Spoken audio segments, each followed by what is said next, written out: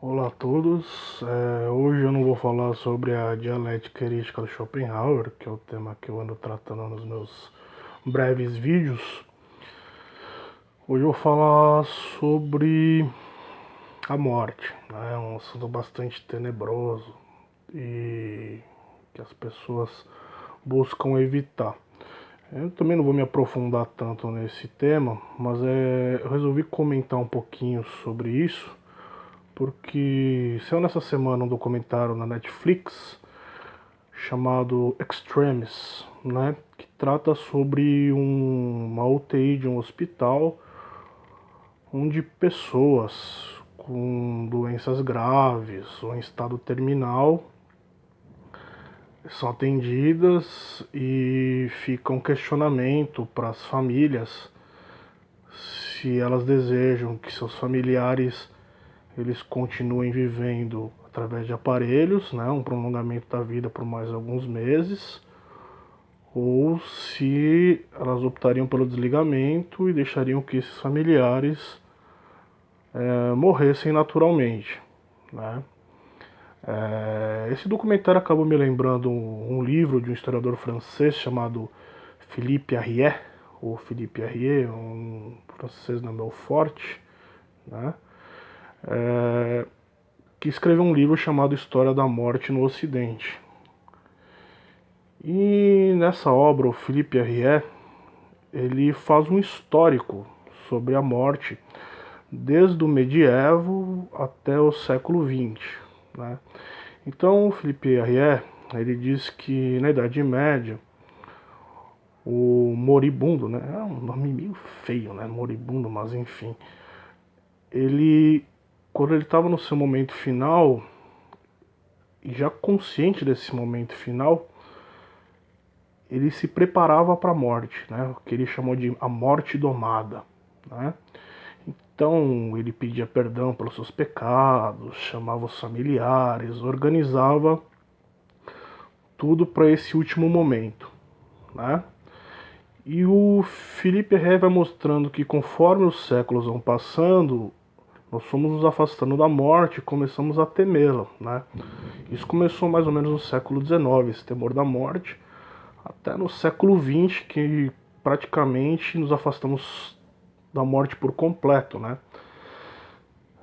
Ela ficou legada aos médicos, aos hospitais, né. As crianças não presenciam mais os seus avós doentes, seus familiares doentes, coisas desse tipo.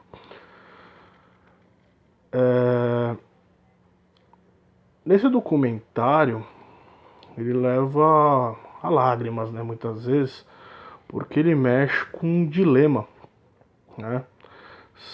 Um dilema bastante denso que é: será que eu devo prolongar a vida de um familiar meu através de aparelhos, né?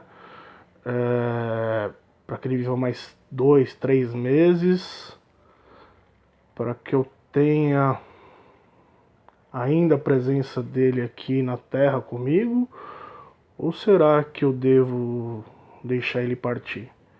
E muitas vezes quem toma essa decisão não é mais o moribundo, né? São os familiares e a equipe médica que tem que tomar essa decisão. E é uma decisão bastante pesarosa, bastante complexa, né? Eu gostaria de saber de vocês o que vocês pensam sobre isso, sobre eutanásia, sobre o desligamento de aparelhos, né? Eu ia falar do Schopenhauer, mas o Schopenhauer também comenta sobre a morte, né? Ele diz que quando nós chegamos a uma certa idade, né? Quando já passamos do auge da nossa vida, né, dos nossos 30 anos, a gente começa a descer uma montanha e a gente começa a ver a morte lá embaixo, né? A gente tem um passado muito longo, mas o futuro já não é mais tão longo assim. Então ele diz que a velhice, de certo modo, já vai nos preparando para o fim, né? É um pensamento bastante interessante, mas é que acontece que muitas vezes quem está na situação de estar numa UTI, no hospital, uma situação grave, nem é tão velho assim, né? Uma pessoa que sofreu um acidente muito grave. No documentário tem até uma moça, uma mulher, né, com seus 38 anos e que tem netos, tal, mas que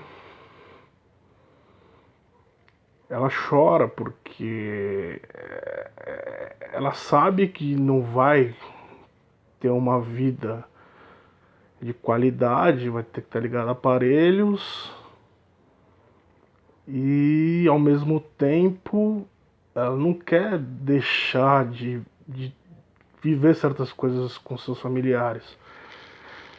Então é um tema bem espinhoso, bem complexo, né? Que é abordado ao longo da história em várias obras, na literatura, sociologia, etc. Né? Aliás, recomendo um livro de Tolstói, A Morte de Ivan Ilitch, né? Que eu acho que todo, todo aquele profissional da saúde que lida com isso, enfermeiros, médicos, deveria ler essa obra. Mas enfim, gostaria de saber o que vocês pensam sobre isso. Deixe seus comentários aí.